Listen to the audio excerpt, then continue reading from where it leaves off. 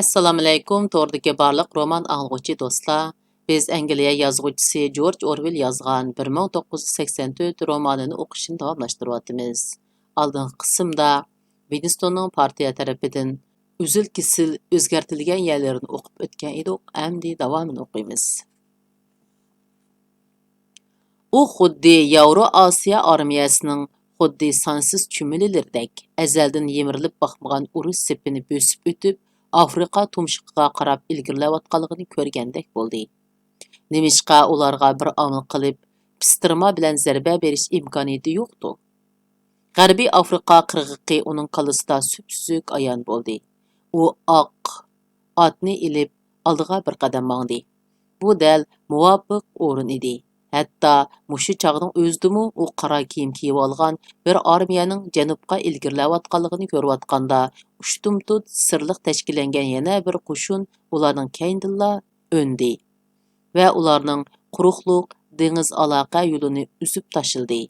Bu qo'shinni u o'zining sub'ektiv orzusi bilan paydo qilganligini his qildi, ammo ular tezdan harakatlanishi kerak edi. Agar ular butkul Afrikani kontrol qilsa, Kiyevda havo armiya va suv osti paraxoti bazasi qurib olsa, okeaniya ikkiga bo'linadi. Buning ahamiyati g'oyat zo'r edi. Dunyoning tartibi qaytadan o'rnatiladi. Partiya g'o'laydi. U cho'nqur nafas oldi. Uningda bir xil orilash, gadirmash tuyg'ular paydo bo'lib qoldi. Yo'q, uni gadirmash degandan ko'ra qat-qat tuyg'ular deb tasvirlash texmo muvofiq qiladi. Odam bunda qat-qat tuyg'ular ichida zodi qaysi qat tuyg'uning o'z ichini haqiqiy o'rtayotganligini bilmaydi. Bu gadirmash tuyg'ularimi o'tib ketdi. U oq otni qayta aslidagi joyiga qo'ydi. U amdi xiyolni shaxmatga yig'olmadi. Uning o'y-xiyollari yana qanotlanishga boshladi. U tulumu angsizlarcha ustaldagi chang to'zon ustiga barmoqida 2 qo'shilgan 2 tang 5 deb yozdi. Ular ichingizga kirolmaydi, degaydi Julia. Biroq ular ichingizga kiralaydi. Bu yerda bo'lgan ishlar mangulik degan edi O'Brien. Bu rost gap edi. Siz qilib tashlagan ba'zi ishlaringizdan hargiz asiga kelolmaydingiz. Vujudingizdagi ba'zi narsalar ko'ydirib etilgan, chirtib etilgan edi. U Juliani ko'rgan, uningga gap qilgan edi. Hozir uning nima ish qilishi bilan butunlay kori yo'q edi. Agar Winston yoki Julianing birari xolisla, Winston yana uchirishni o'rinlashtira oladi. Amaliyotda ular tasodifiy uchrashib qolgan edi. U kuni havo intayin nachar bo'lib, martning sovuqi jondan o'tadi. Chimlarmi qurib ketgan. Yer to'nglab, tumurdek bo'lib ketgan edi. Hech yerda chechak didori ko'rinmaydi. Nayiti zo'r qaysarlik bilan anda sanda bo'ynini chiqargan giyohlarmi sovuq shamolda shumshib turadi. Winston aldirash ketib boradi. U qo'llarimi muzlab ketgan, ko'zlaridan yoshlar quyilib turadi. Dal shu chog'da o'zidan 10 metr nerida Juliani ko'rdi. U Julianing jo'g'ini g'alidala o'zgarib ketganligidan bakli cho'chidi. Ular bir-biriga hech qanday imo-ishorat qilmay o'tishib ketdi. Ondan Winston burilib uningga ergashdi. Ammo bak yaqin so'nglashib olmadi. U uning bexatarligini, hozir hech kimning uningga qiziqmaydiganligini biladi. Julia gap qilmadi. U xuddi Winstondan qutulmoqchi bo'lgandek yonga burilibla chimliqni kesib o'tdi. Ammo endi Winston uning bilan yonma-yon mingiverdi. Ular yupurmoqlari tushib ketgan bir qarayog'achlar orasiga kirdi. Bu qarayog'achlar ya so'g'oqqa dalda bo'lolmaydi, na ularni boshqalarning ko'zidan to'sib tura olmaydi. Ular to'xtadi. Havo bakli sovuq edi. Yumron qarayog'ach shoxlari orasidan vushqiyib turgan muzdek shamol amdila beshini ko'targan zafargul chechaklarining barglarini to'sib etdi. Winston uning belini quchoqladi. Bu yerda ekran yo'q edi, ammo chuqur maxfiy tinchg'ishlar o'rnatilgan edi. Uning ustiga boshqalarning ko'ziga tushib qoladi. Biroq hozir bu masala emas edi. Winston Juliadagi o'zgarishni amdi ko'rdi. Uning yuzi sarg'ayib qolgan edi. Sochlarining orasida peshonasidan chekisigacha uzun bir tortiq turadi. Ammo Winston diqqat qilgan o'zgarish bu emas edi. Uning bellari tomlashib qolgan hamda yumronligini yo'qotgan edi. Winston bir chog'larda bir qitimliq raketa bombasi portlagandan keyin o'zining bir xarobalikdan bir jasadni tortib chiqqanligini esladi. Shu chaqda uni hayron qoldirgani jasadning ig'irligi emas, balki uni ko'tarib va uyoq bu yoqqa mindirilishning xuddi toshga o'xshash nihoyatda qulaysizlashib ketganligi edi. Mana hozir uning badinimi dal shunga o'xshab qolgan edi. Bu Winstonga Julianing terilarining to'qilmalari burunqidan jihla o'zgarib ketgandek bilindi. Winston uni suyishkimi urinmadi, ham gap so'z qilishmadi. Ular chimliqdan qaytib orqaga manganda Julia Winstonning ko'ziga tunchi qitim qaradi. Bu daqiqaliklar qarash mansitmaslik, yoqtirmaslik to'lgan edi. Winston buni burunqi ishlar sababidan bo'lganini yoki go'shtishib ketgan yuzi va yoki to'xtamay yosh iqiyotgan ko'zi tufaylidan bo'lganini bilolmadi. Ular bir tumir o'rindiqda yonma-yon o'ltirishdi, ammo bak yaqin emas edi. U Julianing gap qilishga tamshalganini ko'rdi. Julia kelangsiz oyog'ini asta mindirlatib, pastdagi bir shaqqa maqsadlik dasidi. Winstonga uning putlari sal yo'g'inab qolgandek ko'rindi. "Men sizga osiylik qildim", dedi Julia tuptuzla. "Men sizga osiylik qildim", dedi Winston. Julia uningga yoqtirmaslik nazarda yana shartta burildi. Ba'zida ular odamga bardoshlik bergili, hatto o'ylashga jur'at qilg'ilimi bo'lmaydigan narsalar bilan tahdid soladi ekan, dedi Julia. Shuning bilan, "Yo'q, men unda qilmanglar, boshqalar qilinglar. Unda qilinglar, bunda qilinglar", deydi ekanmiz. Undaq chaqlarda yolg'ondin dedim. Faqat azobdan qutulish uchunla shundoq dedim. Deganlar mundaqla deb qo'ygan gaplar deb o'ylaydi ekanmiz. Ammo undaq emas ekan. Navoda rostla beshingizga shundoq ishlar kelganida, uni ishingizdan deydi ekansiz. Chunki buningda boshqa qutulish yo'li bo'lmasa deb o'ylaydi ekansiz. Shundoq qilishga tayyor turdi ekansiz. Bu azob og'riqlar boshqalarda bo'lsa deb umid qiladi ekansiz. Ularga nima bo'lishi bilan koringiz bo'lmaydi ekan. Bütün əsiyadınız faqat özünüzdəla bo'ladi ekan. To'g'ri, bütün əsiyadınız faqat özünüzdəla bo'ladi ekan, qo'shildi Winston. Shuning bilan uningdan keyin u odamga bo'lgan hissiyotingiz o'zgaraydi ekan. To'g'ri, dedi Winston. Hissiyotingiz o'zgaraydi ekan. Yana deyishgidek gap qolmagandek qiladi. Shamol ularning nefis formularini badaniga chaplayotgan edi. İkilisi xuddi deyishib qo'ygandekla yana bu yerda o'tiraverishdan sal o'ng'aysizlik his qilishdi. Yana kelib havo bekla sovuq bo'lib, jimjit o'tiravergilimi bo'lmaydi. U tramvayga ulgurishim lozimdi degani bahona qilib o'rnidan turdi. "Biz chuqum yana ko'rishayli", dedi Winston. "Bo'ladi, chuqum ko'rishayli", dedi Julia. Winston yerim qadamla oraliq tashlab uning keynidan birdam arisalda kelpiyatda mingib baqdi. Ular qayta paranglashmadi. Julia mu baldiroq yiroqlashish maqsadida qadamini tezlatmadi. Ammo Winstonning yetishib yonma-yon mangmasligi uchun o'xshash suratda ildam qadamlar bilan mangdi. Winston uningga tramvay bekitigacha agishib mangmoqchi edi, ammo uningga chidovsiz sovuqda bu ahamiyatsiz bilindi. Uning turibla Juliadan ayrilib, Kashtan qahvaxonasiga ketgisi kelib ketdi. Shu tapning o'zida uningga nisbatan u qahvaxondan bakroq jalbkor yer yo'q edi. U bulungdiki ashu ustalni, gazitni, shaxmatni yana to'ldirib quyilgan orcha harig'ini seg'inish bilan ko'z oldiga keltirdi. Eng muhimi u yer issiq yer edi. Winston qadamini astlatdi. Odamlar to'pi u ikkaylani ayirib U yana qadamlarini tezlay dedi-yu, ammo yana astlatdi. Ondan burilib, qarshi yo'linishga qarab mingib ketdi. U taxminan 50 metrcha mingib, keyniga burilib Juliaga qaradi. Ko'chada odamlarmi silikib qolgan edi. Biroq u Juliani farq etolmadi. Yo'ldagi aldirash mengayotgan kishilarning har qanday biri Julia bo'lishi mumkin edi. Balkim Julianing texmu samirib qo'pollashib qolgan badini keyindan qaraganda tunug'siz bo'lib qolgan edi. Shundaq ish yuz berganda gap ichingizdan chiqadi ekan, degan edi Julia. Winstonning rostilla ichidan chiqqan edi. U mundaqla deb qo'ymagan edi. Shundaq bo'lishini umid qilgan edi. U o'zining emas, Julianing hiliqi narsiga tutib berilishini chin ko'ngildan xohlagan edi. Ekrandan chiqayotgan muzik o'zgardi. To'limu quloqqa yoqmaydigan masxiralik bir ogohlantirish muzikasidek bir nota anglandi. Arqadınla bir ovoz, balkim hech qandaq ovoz chiqmagandi. U faqatla bir ovozga aylanayotgan bir aslimidu. Naqsha aytishni boshladi. Bük baraqsan kaşdan ostida, men seni satdim va satding sen meni. Uning ko'zi villida yoshga to'ldi.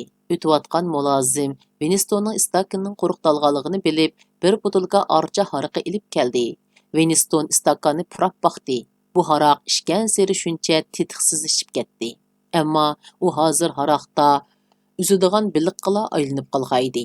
Bu haraq uning hayoti, mamoti, shundoqla qayta tirilishi edi. U Winstonni har kuni uyquga aparatdi. Әтісі әттегенде оныңға жан кіргізетті. Адәтте у 11:30 burun орындын тұрмайтты. Әр қытым тұрғанда көзлеріні чапақ бісіп, еғізлері құрып кететті. Умыртқысы құдды сұнып кеткенде қымыр қылалмай қалатты. Навада ақшымы еніға қойып қойған арча харғыдың бір отлып алмаса, орындын тұралмайтты. Күндізлері хан вақты чырайла болып қалатты. Ekranımı qo'llarida putilka tutib olgan peti anglaytdi. U vaqtni soat 15 dan toki taqalg'ucha kashtan qahvaxonasida o'tkazatdi. Hech kimning uning bilan kori yo'q edi. Hech qanday bir sado, ekrandan kelgan hech qanday bir ovoz uni ogohlantirmaydi. Haftada 2 qatimcha u ministrlikdagi to'pachang bisib unutilib ketgan ishxonasida ozroq xizmat qilib qo'yatdi. U hozir yangi til lug'atining 11-nashrini tuzishdagi ushshaq masalalarni hal qiladigan bir komitetga xizmatga taqsim qilingan bo'lib, bu komitet ministrlikdagi mazkur xizmatga mas'ul sonsiz ushshaq komitetlarning biriga qarashli yana bir komitetga tava bir kichik komitet edi. Ular vaqtliq xotira deb ataladigan bu xizmatga mas'ul bo'lib, Winston ta hozirgacha zodi nimani xotirlaydiganligini topolmagan edi. U Пәш тырнақның içiga qo'yilamdu yoki sirtig'imi degandek masalalar edi. Bu komitetda yana boshqa 4 odam bo'lib, ularning hammasi dal Winstonga o'xshash odamlar edi. Ular odatda bir qancha kun billa ishlaydi. Andin darhol tarqatilib o'tadi. Ularning hammasi amaliyotdimi bu yerda hech ishning qilinmaganligini oshkora e'tirof qilishadi. Ammo ba'zi kunlari xizmatiga shunchalik cho'kib ketadiki, uzun vaqt sarf qilishib oyog'i chiqmas bir nimalarni yezishib ketadi. Ularning nima to'g'riliq munozara qilyapmiz deydigan munozarasi so'zilib, chunqurlashib, murakkablashib, temadan chatnab, hukmlarni ma'lumollashtirib, oxiri yuqoriga arz qilamiz degan da'vo dasturlar bilan pastgo'yga tushadi. Ondan keyin yili chiqqan to'pdak solishib, kamardek jonsiz ko'zlari bilan bir-biriga qarashqinicha xo'roz chilsa qechib ketadigan jin arvohlardek o'tirishib ketadi. Ekran bir qancha minut tinchlanib qoldi. Winston beshini yana ko'tardi. Xabar. Afsus, ular faqat muzikani almashtirgan edi. Ko'zni yumib edi, ko'z oldiga Afrikaning xaritasi keldi. Har qaysi davlat armiyalarining yurishlari go'yo xaritadek Winstonning qalisiga sezildi. Bir qora yo o'qi tik yo'linishda janubga qarab ilgirlayotdi. Yana bir oq yo o'qi bo'lsa, qora o'qning quyruqidan kesib o'tib, yantu yo'linishda sharqqa qarab ilgirlayotdi. U xuddi yuragimga bir tukirib qo'ysin degandek tomdiki muzdek surlik chiroyiga qaradi. Ikkinchi yo o'qining mavjud emasligi mumkinmi? U yana so'lishib ketdi. U yana eg'izini to'ldirib bir otlam o'tdivatdi. Ondan oq otni ishkilinib bir qadam mangdi. Shah, u iniqla xato mangaydi. Chunki dal shu asnoda uning esidan bir xotira lopita geçdi. U Shamda yo'ritilgan bir uyni ko'rdi. Uyda yo'g'on oq rangli bir karvat bor edi. Uyda 9-10 yoshlar chamasida bir o'g'il bola polda o'ltirib, shishxal qutisini sharaqshitib, xushalligidan gul qaqalari ichilib ketgan edi. Uning onasimi ularning udulda o'ltirib kulyotdi. Bu Winston yo'qab ketishdan bir oy burungi ish edi. Ikkalanning orasi xeyli o'ngshilib qolgan. Ular Qursiqining to'xtovsiz ochlig'imi sal unutilgan, onasiga bo'lgan mehrimi vaqtliq uyg'onib qolgan edi. U kun uning obdan esida edi. Sirtda chilaklab yomg'ir yog'ayotdi. Sular derazaning ramkasini bo'ylab yoqayotdi. Derazadan kirgan yo'ruqliq bekla ojiz bo'lib, kitob o'qig'ili bo'lmaydi. Ikki kichik bola bu qorong'u tar hujrada o'lgidek zerikib ketgan edi. Winston yig'laydi. Bir narsa yeyman deb qag'ishlik qiladi, yolvuratdi. Öydeki narsalarni tortib so'rab chuvyotdi. Tomdagi taqtayga qattiq tepkinidan qo'shnisimu tomni bir qancha qitim urib, inkos qaytarishga majbur bo'ldi. Kichiki bo'lsa, pat-pat mishildab yig'lab turardi. Oxirida onasi uningga: "Gap angla balam, sana bir o'yinchiq ilib beray, chiroyli o'yinchiq, chuqum yaxshi ko'rib qolsan", deb yomg'irda sirtqa chiqib ketdi. Atrofda anda-sanda ichilib qolgan kichik bir do'kon bor edi. Birdamdala u bir karton qog'oz qopni ko'tarib qaytib kirdi. Ichida yilon shota o'yinchiq bor edi. U yili ham ashu karton taxtasining namlashib ketganligidan chiqqan puroqni eslayalaydi. Bu o'yinchiqning sufati to'limi nachar bo'lib, taxtasi yerilib ketgan. Ushchoq yog'och urug'larimi maymoq-saymoqlar uyulgan bo'lib, karton taxtada tikmi turolmaydi. Winston u narsaga ozroqmi qiziqmadi. Biroq opasi bir dona shamni yondirdi. Ularning hammasi polda o'ltirib, buni o'ynashni boshladi. Winston birdamdala o'yinga kirib ketdi. Kichik sulyotangidek narsa shotining og'ziga aron chiqib yana yilonning oldiga tushib ketganda, u xushalligidan kulib tovlab ketadi. Uning singlisi yostiqqa yo'langinicha qarab o'ltirdi. Garchi tushunmasmi, ular kulganligi uchunla tang kulishib, xo'sh bo'lib ketdi. Ular 8 maydon o'ynadi. Winston 4 maydon utdi. Winstonning texmo kichik, vaqtidagidek to'limu ko'ngillik o'ynadi. U kalisidan u aslimlarni zo'rlab chiqaribdi. U saxta aslimlar edi. Uning kalisiga doim shundoq saxta aslimlar kirib. Bularning nimaligini bilsila, bu cho'ng masala emas edi. Ularning ba'zilari rost yuz bergan, ba'zilari yuz bermagan ishlar edi.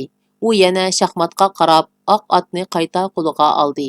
Dal shu asnoda uruq uning qo'lidan taxtaga tushib ketdi. U xuddi yengna sanchilgandek cho'chib ketdi.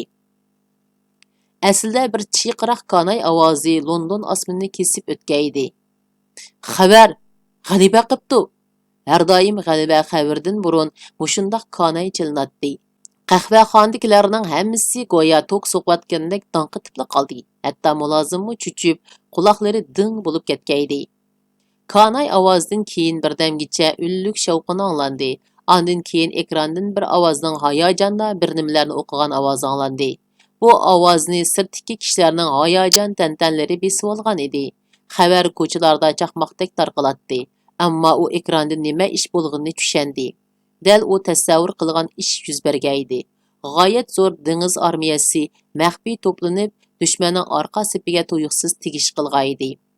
Oq ya o'qi, qora yoq o'qining quyrug'ini kesib o'tgaydi. G'alaba sadolari taraf-tarafdan quloqqa kirishga boshladi. Qaltis strategiya mukammal moslashtirdi. Uzil-kesil tarmar qildi. 500 mingga yaqin asir qo'lga tushdi. Dushman jangovarligi butunlay bo'ysundirildi. Urushni oxirgi bosqichga ilib kirdi. İnsanlar tarixidagi eng zo'r g'alaba, g'alaba, g'alaba. Winstonning ustal ostidagi puti xuddi piyi tortishib qolgandek midirlayotdi. U o'rnidan chachrab turib ketmadi, ammo u ingida yugurayotdi. Nihoyat tez yugurayotdi. U sirtdagi kishilar to'pida hayajondan to'lishib, quloqlar pang bo'lib ketay degan edi. U G'ojakining portretiga yana bir qaradi. U dunyoni qo'liga olgan bir gigant edi. Osiyo chuprandlarini to'sib turgan qiyo tosh edi. U 10 minutning qandoq o'tib ketganligini tuymayli qoldi. Rost, aron 10 minut o'tgaydi. U texcha bu g'alaba xabarmidi yoki mag'lubiyat xabarmidi deb o'ylayotdi. Yo'qotilgani yolg'iz bir Yevro Osiyo armiyasi emas edi. Shafqat ministrligiga ilib kirilgandan buyon uningda jiq o'zgarish bo'lgaydi. Ammo eng oxirgi uzil-kesil o'zgarish ta mushu daqiqagacha yuz bermagan edi. Ekrandan qirg'in qilish, asirga elish deganda xabarlar qumdek to'kilib turadi. Sirtdagi tantana sadolarimi sal paskoyga tushgan, mulozimlarmi ishiga qaytgan edi. Winston to'limu go'zal bir tush ichida stakinining to'ldirilganini tuymadi. U chiqib tantana qilib yugurib yurmadi. U yana shafqat ministrligiga qaytgan, hamma gunohi kechirilgan, ruhiy qordek oppoq holatga kelgan edi. U uchuq sud sahnasida edi. Hammani iqror qilyotdi. Hammani topshirayotdi. Hammalarni pash qilyotdi. U oppoq bir koridorda xuddi yo'p-yo'riq quyosh nuri ostidagidek bir tuyg'u bilan mengayotdi. Kaynida bir qurolli qorovul bor edi. u uzun zoriqib kutgan o'q uning beshini teshib kiriyotdi. Winston tamdagi zo'r yuzga qaradi. Uningga avu qora bulut ostidagi tabassumning ma'nosini tushunishga 40 yil vaqt ketgan edi. Nima degan zo'rariyatsiz, ahmoqona xato tushunish ha? U nima degan nodon? Nima degan johil? Ashu muhabbatga to'lgan quchoqdan nemishqimi qechib yurgandu bu kamgicha. Aroq buraydigan ikki tomcha yosh Winstonning burnining ikki tarafidan do'malab tushdi. Ammo bumu bo'ldi. Hamma yaxshi bo'lib ketdi. Uningdagi ichki kurash oxirlashdi. U oxiri o'zini yangdi. U oxiri G'o'jakini yaxshi ko'rgan edi. Shundoq qilib bu 1984 degan roman butunlay tugadi. Yoqtirib anglaganingizlarga rahmat.